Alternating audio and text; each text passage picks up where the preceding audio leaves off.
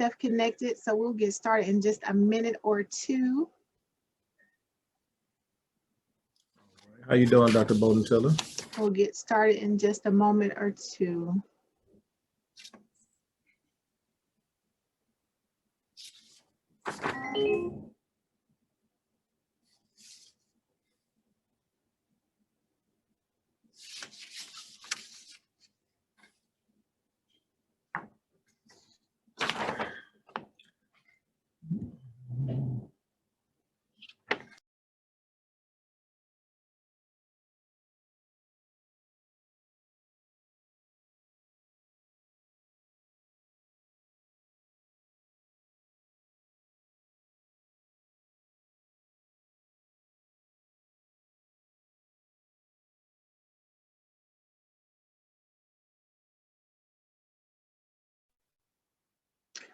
All righty. Good afternoon, everyone. We will go ahead and get started. I know that we do have a few other students that are getting situated, but it is 5 minutes past the hour, and we have a lot to cover today. First and foremost, one of the things that we mentioned to you as a PVM scholar that you have access to is participation into the the pre-vet symposium that is held in the spring in conjunction with the TU College of Veterinary School symposium. And so Mr. Perry is joining us today here at the start of class, and he is going to talk a little bit about the expectations of students who get a chance to participate in the pre-vet symposium, steps to getting registered. As PVM scholars, you do have a slot, if you would, that is kind of reserved for you, but you do have to register. And he's going to talk a little bit about it. Mr. Perry.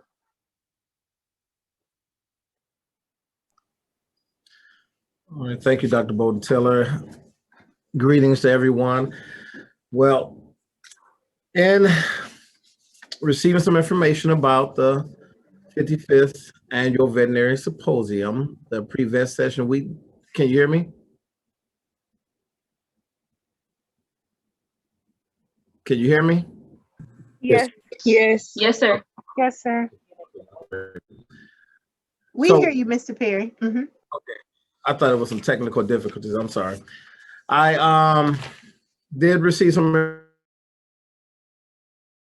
information finally today. Actually, I was reaching out to the administrators and those who are over the program. We are still that settled. So but for the pre-vet session, I do want to let you know that the registration is live.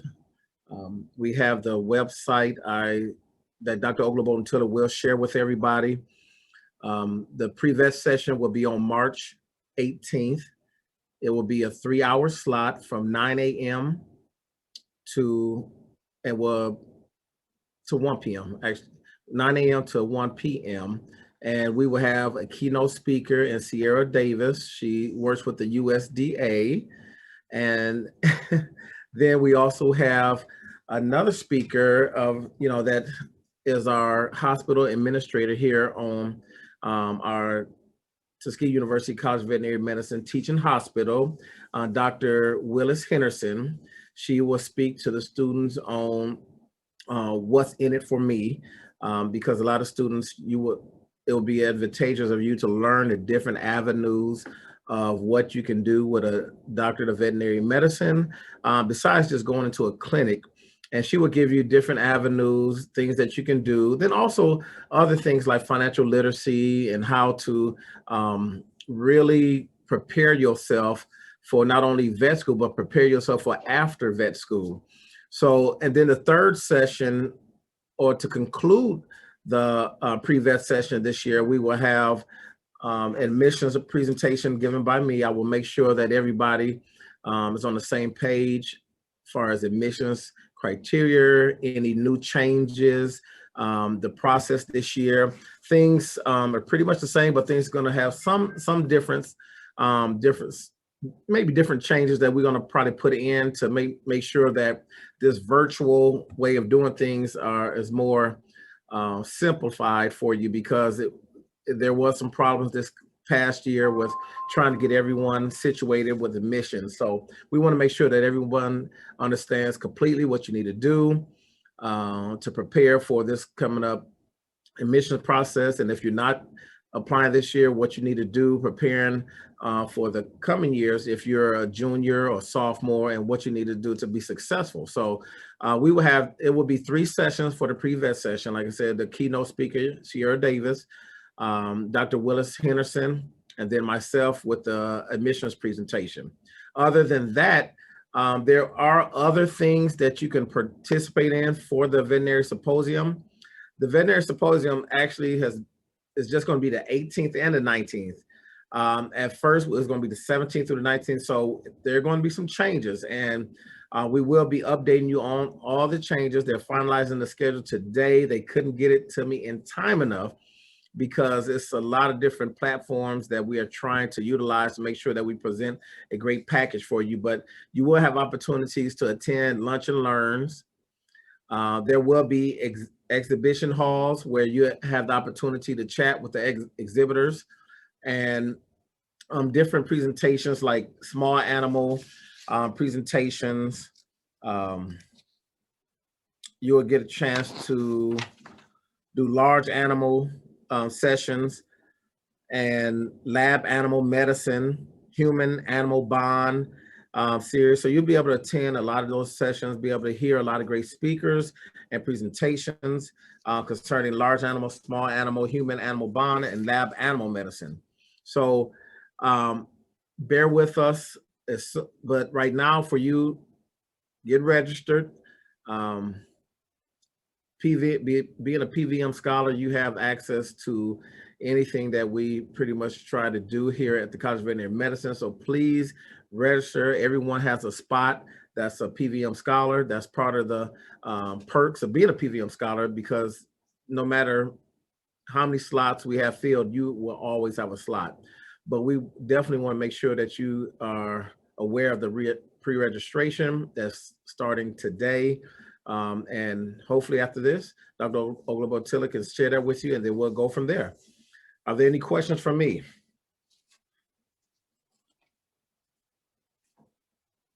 No, not right now.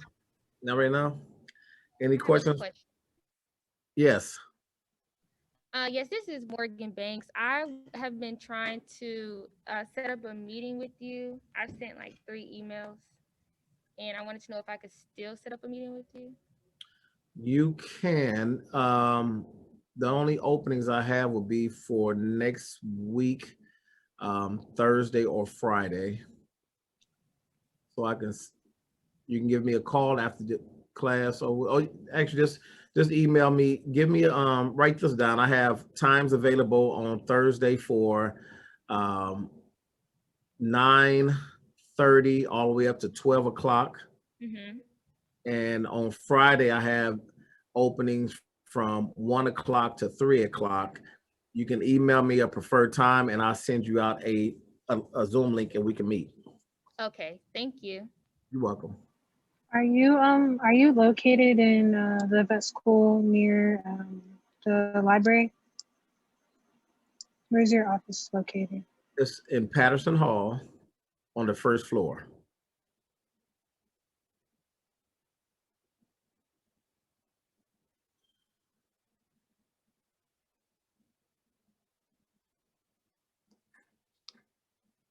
We have a student suite on the 1st floor in Patterson Hall. And it's actually the only student suite. So it's an atrium out there, and we're located right off the atrium. Right below the library, the College of Veterinary Medicine library is right below that.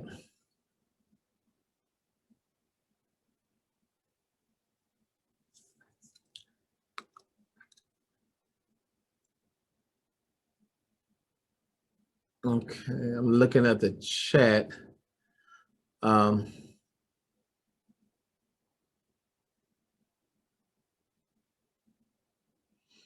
Okay, so not only PVM scholars, it's also required for all the APSC 120 students.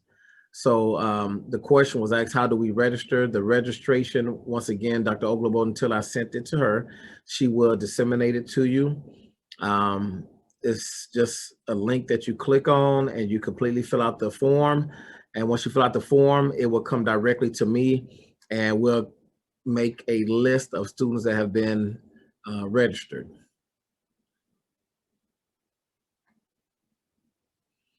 And as Dr. Bolden-Tiller just put in the chat, and there go the registration right here. The only correction I will make to that email is in the body of the email. In the first line, it has March 17th through the 19th. That will be March 18th through the 19th. And I just received that update today. But make sure that when you email me and try to make an appointment with me, make sure that you identify yourself as a PVM scholar. And you can put that in the subject heading of your email. Right now, it's been extremely busy because we're completing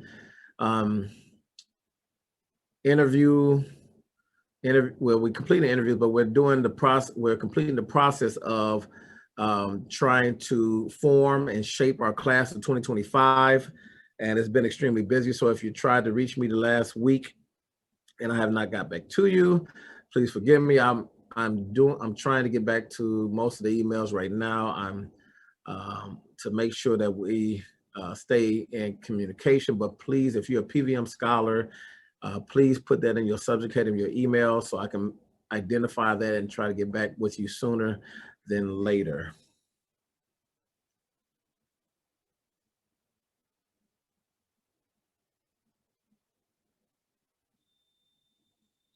Any other questions for me?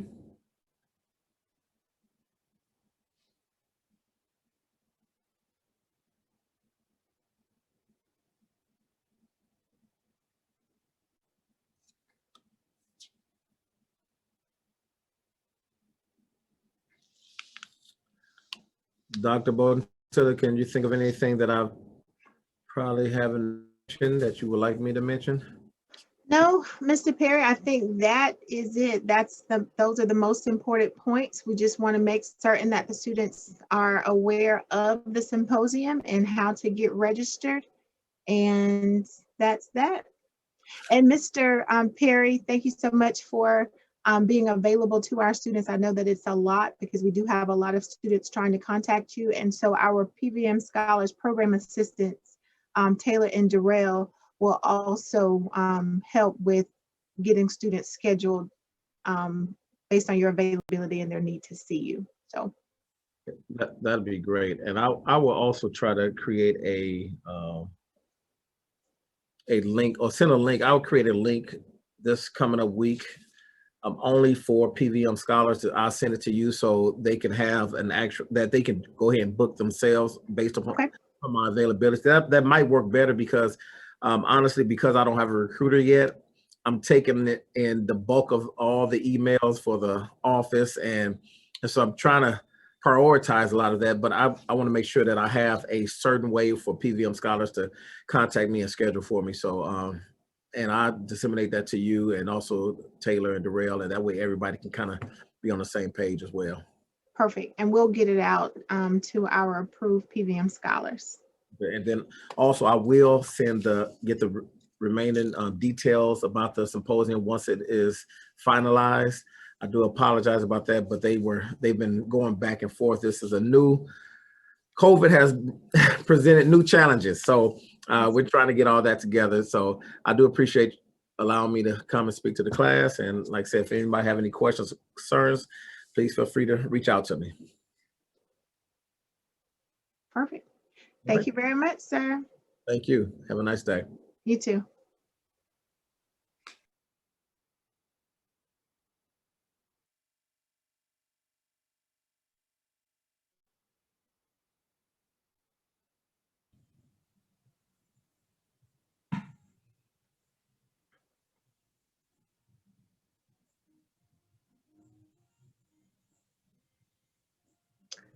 All righty.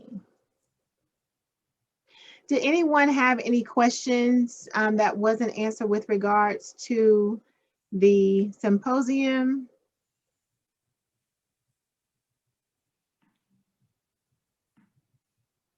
Okay. All right. So for students who are not enrolled in APSC 120, you all can disengage from the call today. We will be proceeding. Our vet prep form is going to be rescheduled. That is going to cover interviewing skills. So if you're not enrolled in APSC 120, you are dismissed. And I'm on, Dr. B. Okay. And I do. Oh, so do you want to go ahead and proceed? Yes. Oh, sorry. Disregard me, people who are not in APSC 120. I thought you saw me. Okay, I said I was going to try to get on. No, I didn't. Sorry. Okay. If you can give me permission to share the screen, then you do have it.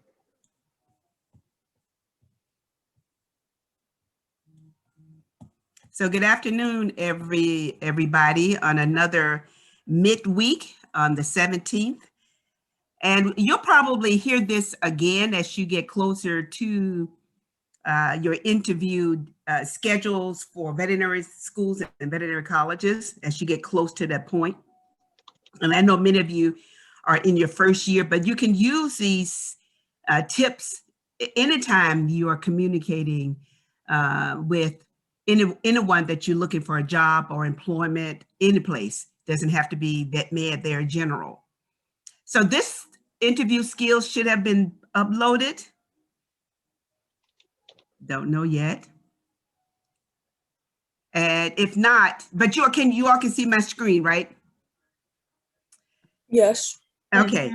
And so if I can get the TAs to go to, I'll send this to you so you can go ahead and upload it. No, Dr. B, I send it to you so you can upload it. It's the same one from last year. So when you most of this already, so this is going to be a great reminder for you, is that anytime that you're interviewing, you arrive on time, and this is COVID-19 environment. So if your interview is scheduled virtually, then you get on the line at least 5 minutes before it starts. And that way you can get your composure and you're ready to start your interview process. And even if it's virtual or live, face-to-face, you should always bring a pad. A nice portfolio is always good, because even if you're virtual, if the interviewer says, well, here, take this number and follow up with whatever that might be, and if you don't have a pad, then you can't say, well, I'm sorry, I don't have a pad. That doesn't look good for you. That means that you're not prepared. So bring, and then for you all, if you don't have paper and a pad, you all have an iPad or you have a phone where you can make your notes. So that is acceptable as well. Of course, you wouldn't have your phone on while you're in the interview process, but you could ask the interviewer, I would like to take the number, and I'll get my phone or my iPad, which would be perfectly okay. So you always present yourself in a professional and confident manner. Most students don't tend to be arrogant, but they tend to be really quiet and unassuming. So if your nature is that way, when you're presenting yourself, you want to present yourself with confidence. You speak professionally, and you try to be as confident as possible, even though I know you're nervous in that process. But try to do that, and because remember, your first impressions go a long way, and you want to make sure you sometimes you don't have a second chance to correct that first opportunity or the first impression that people have of you. And a nice smile goes a long way as well. So feel free to do that. If you're, of course, virtually, you would know if you're sitting correctly, but you can definitely look at your mannerisms. For example, if I'm doing this all the time and doing this and moving, and that means I'm nervous. And if you're looking down, that means that you're not paying attention, you're looking at something else. So when you are doing a virtual interview, people see, and they actually can tell if you're preoccupied with something else. And of course, if you're sitting face to face across from a person, they can tell that. Again, first impressions go a long way. You want to really make sure that you present yourself in a way where the person go, wow, I would like to know more about this candidate. This person has a really nice smile. This person has really nice mannerisms, etc. So then you want to engage the interviewer so that you can impress them on that first try. You want to make eye contact. Now that is a little bit more difficult in virtual environment. Like I said, if a person is looking, out of the window or looking down and doing other things and preoccupied, they can see that. They can see your mannerism virtually. So make sure you sit properly and you engage with the person by looking straight at the camera. So then they know that you appear to be paying attention, but then, it's what you hear internally, whether or not you're processing that or not. When I tell students, if you're face to face with someone, it's difficult to look a person directly in the pupil of their eyes. So I tend to look across the forehead, right above the eye, or sometimes right in the center, because it is hard. It gets distractive when you look in a person dead in their eyes. It looks a little scary, actually. So when you're speaking to a person, it's always good to look someplace close to the eyes without looking them dead in their pupils. So when you're doing that, the thing that you don't want to do is be looking above their heads, off to the side, etc. And so you want to make sure you develop those good eye contact kind of engagement. And of course, is the Tuskegee way is to be polite. When they're asking you questions, you don't interrupt. And students don't tend to do that. Usually you all are very polite. And then if the interviewer asks a question that might be offensive, it's okay to say, excuse me, I'd rather not answer that because. So they respect that.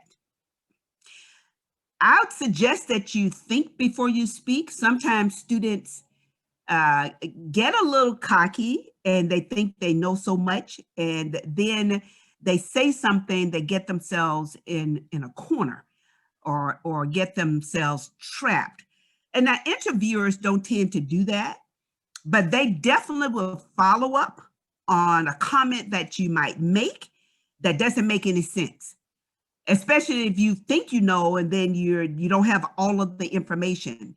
So stop, pause, think before you answer the question. And it is okay to say, you know what, I'm not sure about that question, but this is what I think. However, I'm going to follow up on that as soon as this is over for my own knowledge. So that's recognizing that you don't know. You may have a little bit of information about it, but don't make it seem like you know it, and then you really, it's not correct, when you're having the conversation. I've already said that if you don't understand a question, you can also have them to repeat it. For example, sometimes questions may be elongated. It's okay to say, okay, let me make sure for clarity. And you can paraphrase it. So what you're asking is, and then if they say yes, then you go ahead and answer the question. At the end of the interview, you always thank the interviewers for the experience, and it has been a valuable experience, however you want to say that. It's always good to have a question ready at the end of the interview. You just have a question written. Yes, I do. I have a couple of questions. Thank you so much.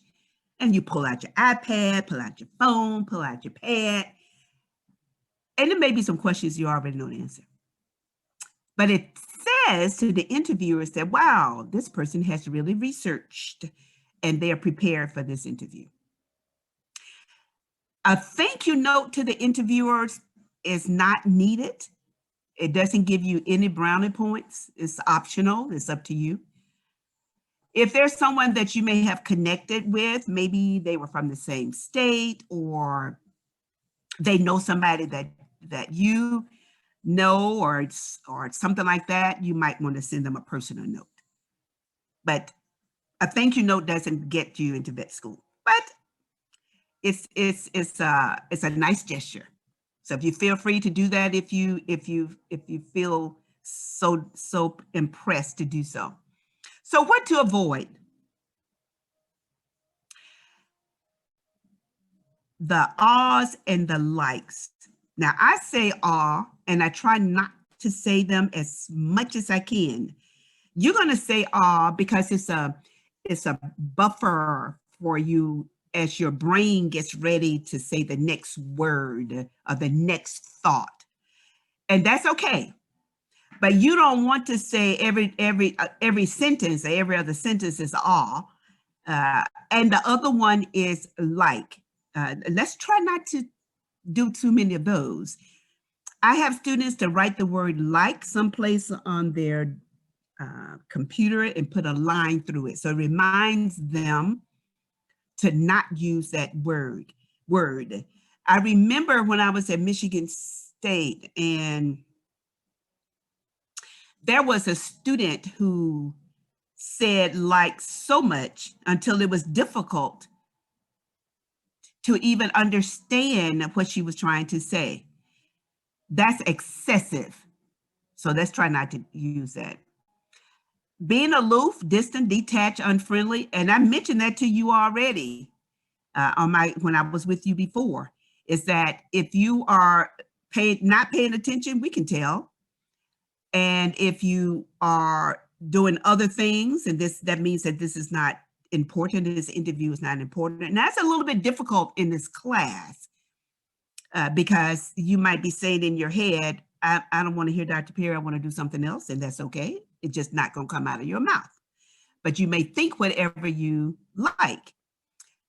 But what I do sometimes, especially in meetings that are boring and I want to detach, I usually put a nice little smile on my face and I go inward. They can never tell.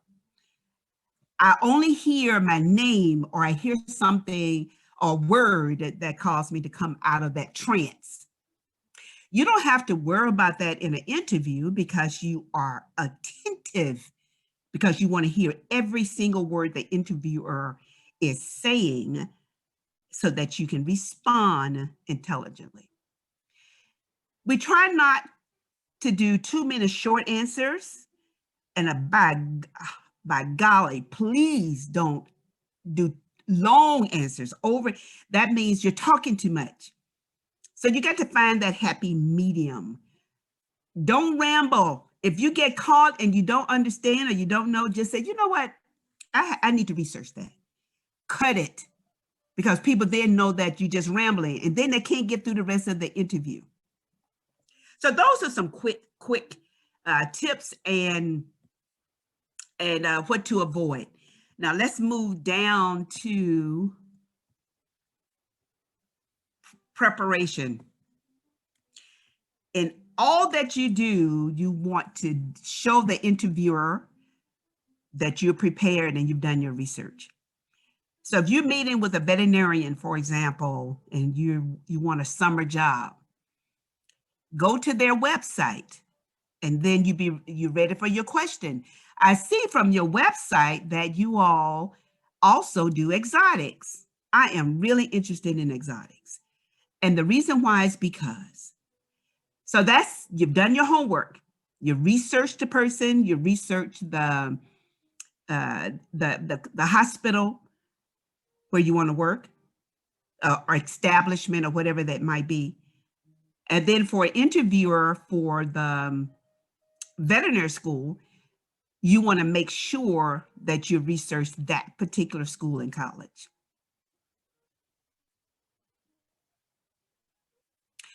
In preparation, you're going to be evaluated. This is across the board for all veterinary schools and colleges. Problem solving. They're going to give you some type of scenario, and then you have to work through. Critical thinking. They're looking at motivation, enthusiasm. And most of the time they can tell from your face and how you're engaged in the interview process. Your self-expression, again, when you are virtual, try not to take your hands to your face. Keep your hands, if you have to sit on them, do that. Put them in front of you so that it doesn't look like you're distracted. They're looking at your level of maturity, and that we can tell in students as well. We can say, okay, it's time for you to, you need to grow up.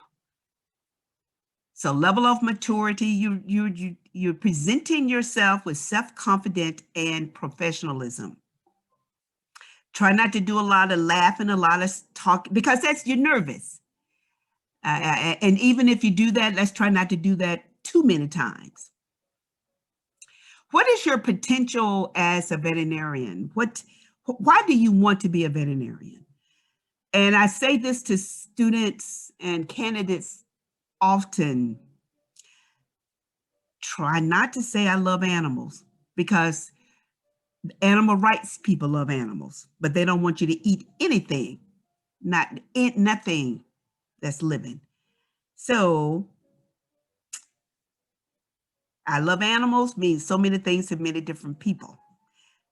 Why is it that you want to be a veterinarian? We want people who are going to make a difference in the veterinary profession with leadership and policies, procedures around animal welfare.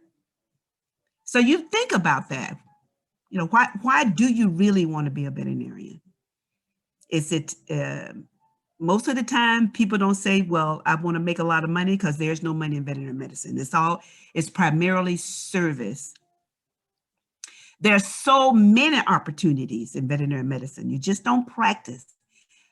It's the fact that you can care for animals because they can't care for themselves.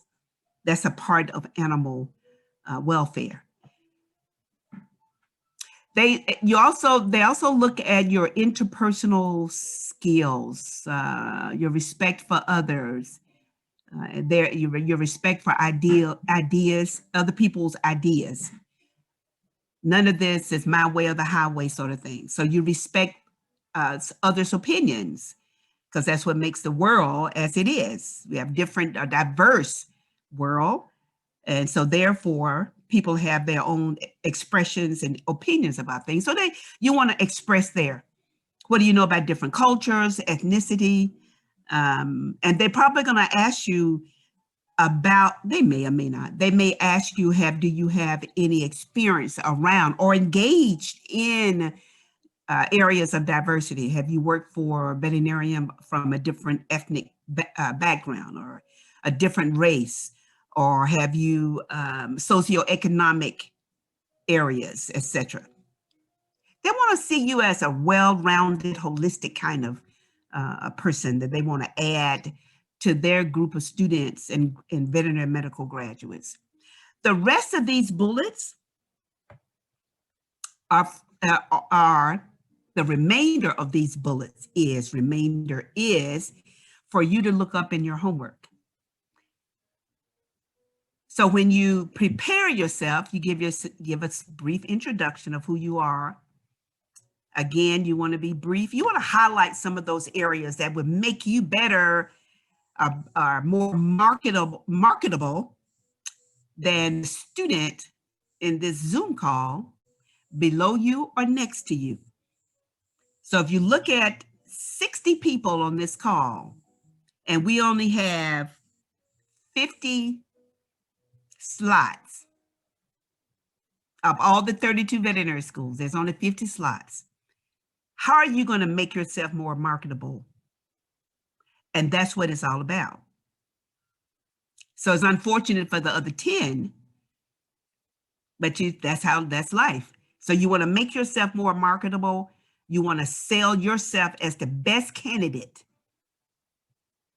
So you want to make it difficult. They go, oh my gosh, we have 60 great candidates.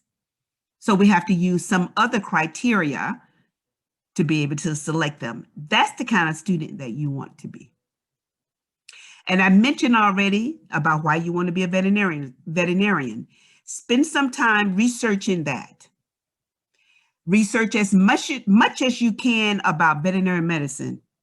It is sad that a person wanting to go into a discipline and know very little about the discipline. All they know is what they have heard. That is not making yourself marketable. You read as much as you can because you don't know what's going to come out of the interview or what the interviewer is going to ask. There are websites, that's the next bullet, AAVMC, AVMA.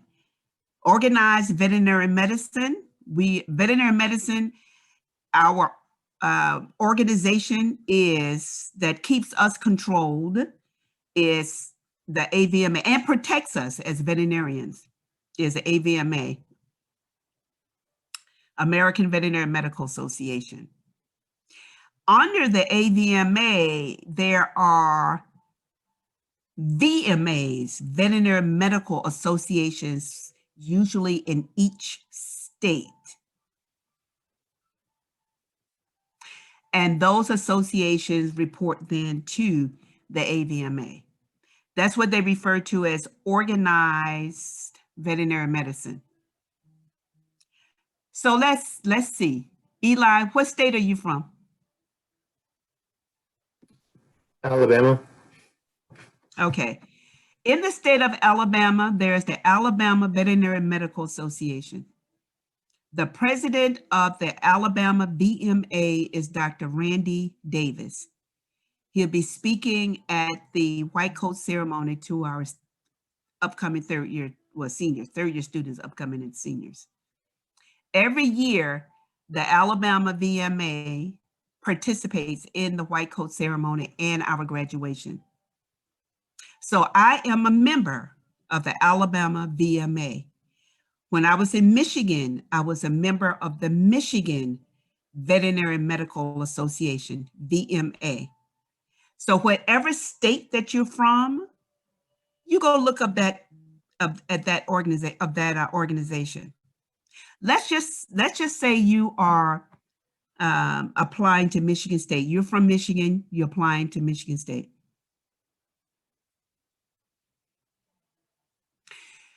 If Michigan State, and I don't think Michigan State does face-to-face interviews, but let's just say they have 5 slots and there's some students that they want to interview. Before you start your interview process, you want to take some time and research Michigan VMA. So that's your local veterinary medical association. So you all make sure you know about that. It's all part of organized. That's what it means, organized veterinary medicine to protect you. So if you're in practice, you definitely want to be a member of the local VMA for that state. Because if the laws change and you want to make sure, again, that you're protected. And of course, there are dues for these VMAs as well. You need to know the financial burden, and that is the financial debt, student debt load. You need to know what that is, even at Tuskegee. And because they're going to ask you that. They want to know how you're going to finance your education. And just like any of the healthcare professions, the cost of a cost of an education has gotten very, very, very expensive. And so the AVMA is trying to do something about the debt load by giving students scholarships, or an opportunity for you as veterinary medical graduates to go to a underserved area and then get your loan repayment. So those are some options for veterinary medical graduates in their indebtedness. We also have a financial literacy consultant. So then we have to make sure that the students are aware that they can't continue to borrow and borrow and borrow, because that is compounded interest. And then you may borrow, let's see, $40,000 for the tuition for Tuskegee. That's $460,000. And then by the time you borrow that, you may end up owing $300,000. It's the price of a house. And so we have students being aware of that. You just don't just start borrowing money, because you have to you'll pay for it later. The AAVMC stands for, and those letters are going to change. Right now, it is the American Association of Veterinary Medical Colleges. The name is going to change to Association of American Veterinary Medical Colleges. It's going to still stay AAVMC, but the letters are going to change. I'm the secretary of that organization, so I keep in touch with the change in policies and procedures. So then I'm right there to get it firsthand. So that has been a great opportunity for me and Tuskegee University. Again, just make sure that you're aware of the financial burden for all of this, the tuition for all of the schools that you are applying to. Where is the veterinary profession going? What are the concerns in the profession? And one of the major concern right now, one of them is the diversity of the profession. The veterinary profession is labeled as the whitest profession of all healthcare professions. And right now they're trying to change that landscape. So that is one, diversity, equity, and inclusion. Equity in terms, especially women making salaries much less than men that are doing the same amount of work. So that is DEI, diversity, equity, and inclusion. A big push through the veterinary profession. Just a FYI, Tuskegee University College of Veterinary Medicine is the most diverse of all of the 32 veterinary schools and colleges. There are about 180,000 veterinarians. 2% of that number are African Americans, and 70% of that 2% came from Tuskegee, graduated from Tuskegee. So I'm letting the other PWIs, primarily white institutions, know that they play a role in diversifying the veterinary profession. It's not just the burden of Tuskegee, because we are a private institution. We don't get any federal fund, we don't get any state funding. And it's time for these other schools to play a role in changing the landscape as labeled and true of the veterinary profession.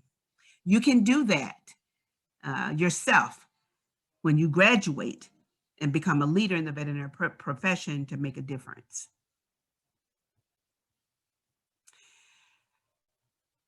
No general information about veterinary practice. Where were your experiences when you worked at a veterinary hospital? They'll probably ask something like that, where they'll say, well, I see from your application that you worked at John's Veterinary Hospital. So tell me something about an experience that you had, a most valuable experience. So keep that in mind, have something ready. Oh, I remember that the veterinarian did surgery on a snake, and I was very intrigued by that because, so have something, a story or something ready to go when they ask you those questions about share with us your experiences at that particular hospital. What are some areas that veterinarians can pursue? There are so many. Make sure you have a list of those ready to go. Okay, so most 80% of graduates go into practice, but I've never been in practice. I pursued education, and that's where I've been. I did my internship, my residency, and then I stayed in academia in higher education. So I've never, the practice that I got was in an academic institution in a veterinary medical hospital, teaching hospital. And so I know about practice from that perspective, but I have not been in a private practice per se. One of the major concerns with students in undergraduate is their transition into the veterinary medical program. It is, and the veterinary student panel in the next couple of weeks, that transition, you got to be prepared for that transition. Many of you are very bright, all of you are very bright students. And many of you can actually study over a weekend and make an A on the exam on Monday.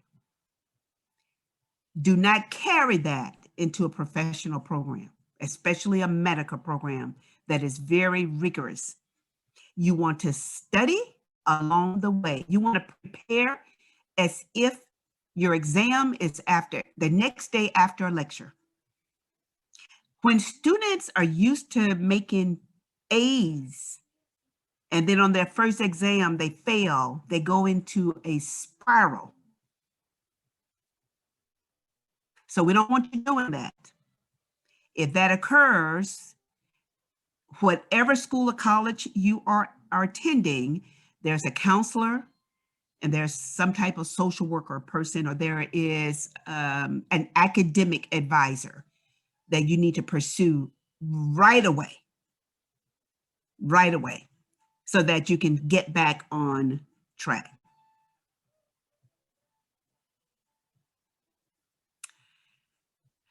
Why should you be selected to attend this particular veterinary school?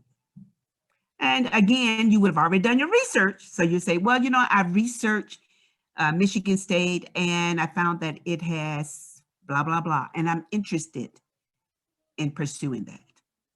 So that tells you that you're prepared, that you've done your investigation, you've done your research, and you've done your homework. I've already talked about scenarios in veterinary practice. Make sure that you have several of those in your back pocket to talk about. What is your favorite book? Or what was the book that you just recently read? What is the latest in the media? What's happening in the media? They're asking you that because they want you to be connected with the world. So if you are especially in this pandemic, they want you to know something about what's going on with the pandemic.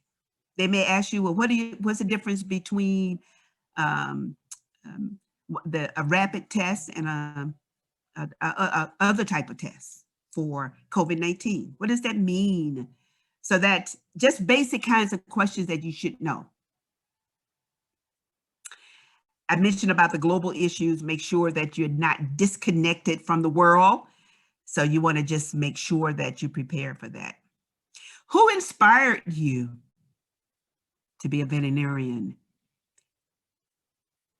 And I was inspired by a mentor that I did not want to be a veterinarian. I really wanted to be a mathematician. And that came to pediatrician, and then I could not deal with the children suffering and abuse. I couldn't deal with that. So I switched my major. I worked for a veterinarian, and that's where I got inspired of a profession. Oh my gosh, how he could, it seems like he could read what his patients were saying or feeling. And it's almost like that problem solving scenario as well. How can you reach, and I think that's where it's a correlation with the pediatrician, because children can speak, so but you can be able to tell what they feel. But the humanistic piece of that with suffering of children, I couldn't handle that. So I decided to then pursue veterinary medicine, because I was in awe every day. Every day was different, that he was confronted with all kinds of cases, difficult ones and the fun and loving ones. It was just a variety of cases and day to day that was just so intriguing and just filled with just this excitement.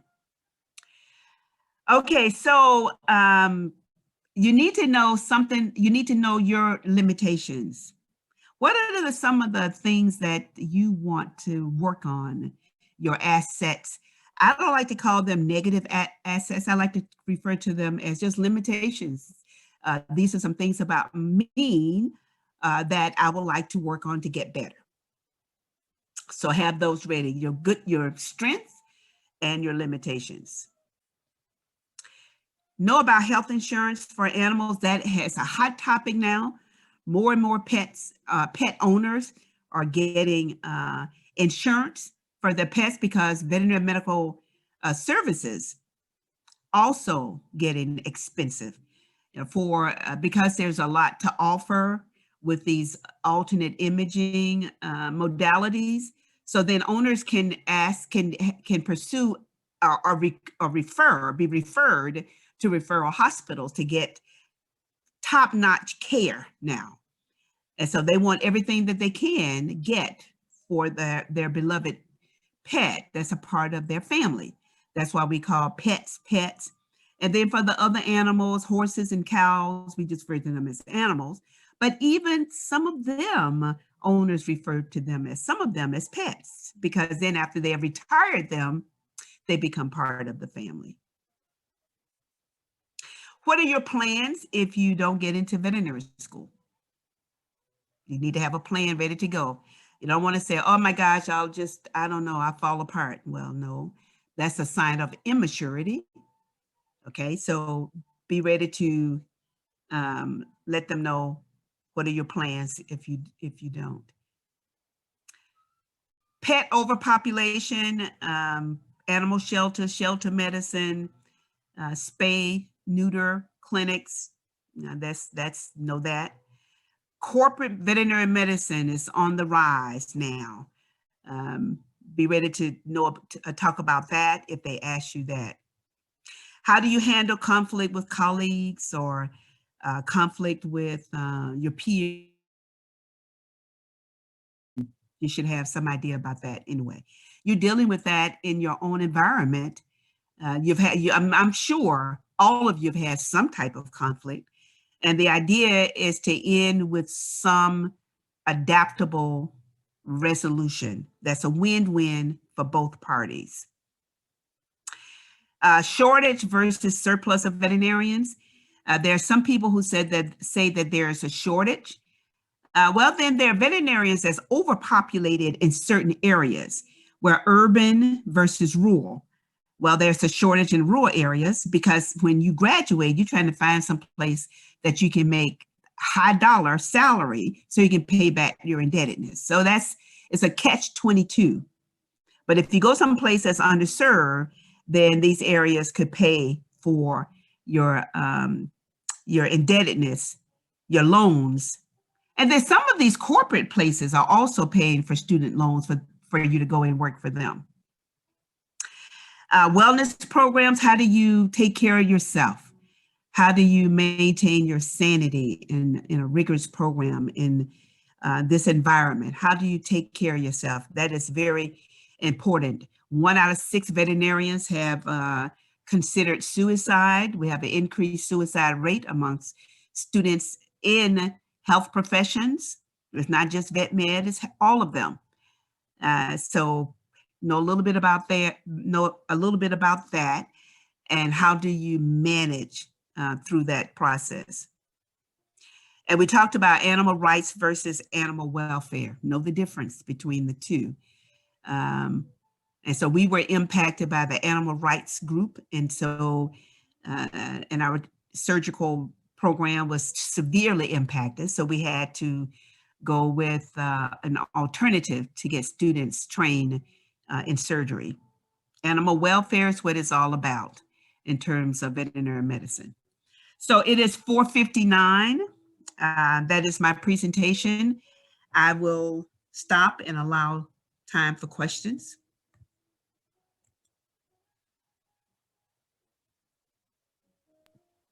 I have a question. So say Okay, this is Kezia. Kezia. That's Yes. pretty. Okay. Thank Kezia. you. I have a question. So I'm from a United States territory. So who would I contact for like my state veterinarian? Which one? I'm from the U.S. Virgin Islands.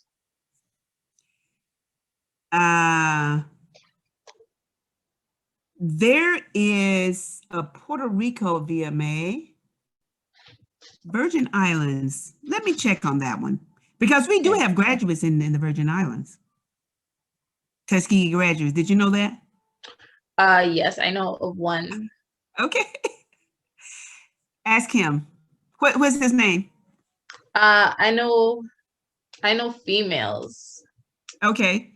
One is Tremaine Carrington, Yes. for sure. Mm-hmm.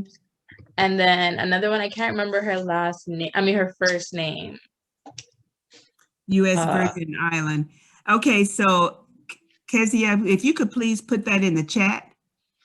Okay. And let me follow up with that. So, because when you are making your communications at home, first of all, if you could find that the veterinarian's name and contact information, that's a start. You're going to need her to perhaps write your letter, a recommendation if you spend some time with her, so she can serve as your mentor. Absolutely. Thank you for that question. Okay, any other questions for me? And feel free, if you have any other questions, you can email me them or go through the TA. Okay, I'm approachable and accessible. Hello, Dr. Perry. I have a question as well. Okay, so This is Sanaya Keaton. Sanaya. Okay. Do you have? I believe your office hours are in the syllabus, but do you mind repeating that for me? I don't really have any office hours. It's okay. This is the number 334-727-8170. That's into my office. Thank you. And I'm going to, so Dr. B, can I give them my mobile number? If you like. Do they have your mobile? They always find me. But you're a dean, so your schedule is a lot different than my schedule. I'm going to give you my, put my cell phone in there in the chat, and 334-421-2425. If you text me, please don't let it be significant, please. And you need to say who you are and that you're part of this class. Otherwise, I won't know who you are, and the phone is just going to come in. It's going to come in as unknown, and then I'm going to delete it. So you can feel free to text me. I prefer you text me than call me. If you don't hear back from me in a couple days, then you could go ahead and text me a second time. But usually I'm pretty good with texting.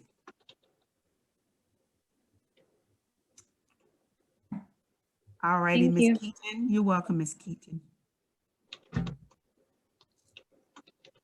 Any other questions for me? Well, thank you so much for listening, and you all have a great rest of the Wednesday. And then Dr. B, you and I, we have another appointment. Yes, we do. Thank you guys for joining today. For those of you who did not get a chance to upload your Clark assignment by the deadline of 4 p.m., I'm judging you. But I did go ahead and open that back up through 5:25.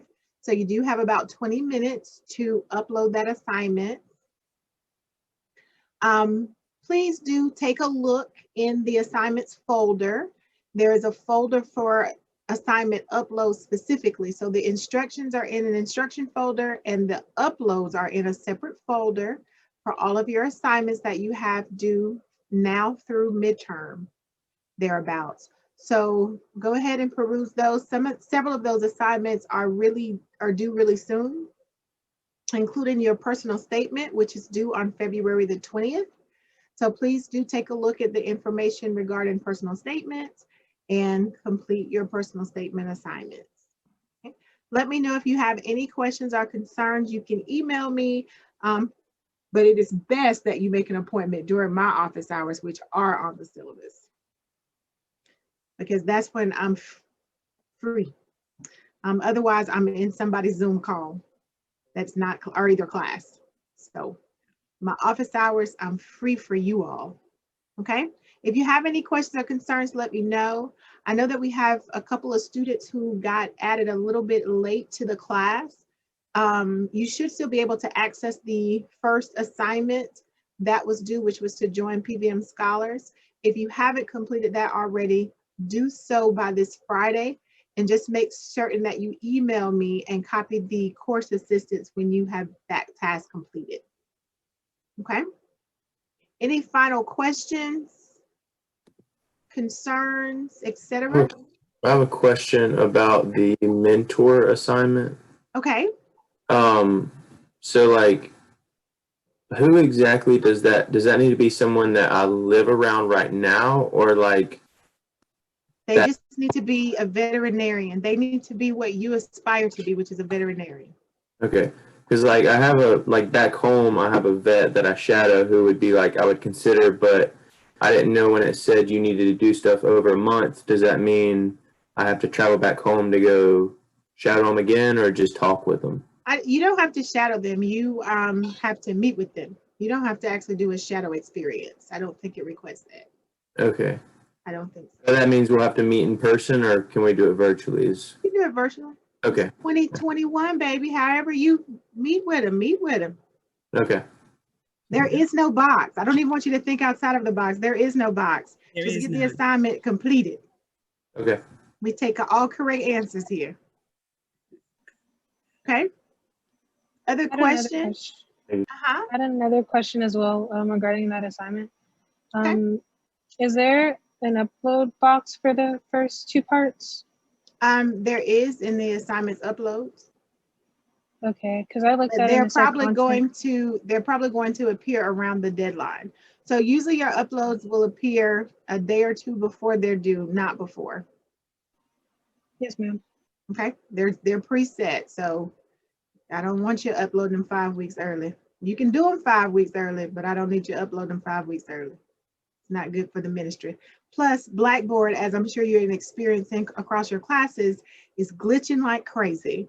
I know some people were asking about some announcements. So some of the announcements for 2020 came. If you see something that doesn't make sense, read it in detail, because it probably will give you a clue that it's not related to you. And you don't need to email me about an email from 2020. It's not for you. So just know that. So, okay. Any other questions, thoughts, concerns? All right, you have several, like I said, you have several assignments coming up due. including your personal statement, which is due on the 20th, which I believe is Sunday. So make certain that you take a look at your assignments. If you have any questions, I'm not usually going to really go into detail with assignments. The assignments are pretty rote and you guys can read. So there you go. You'll get feedback on them though, and they are important, including your internship assignment that's coming up. That's not one that you can do in one day. So, okay.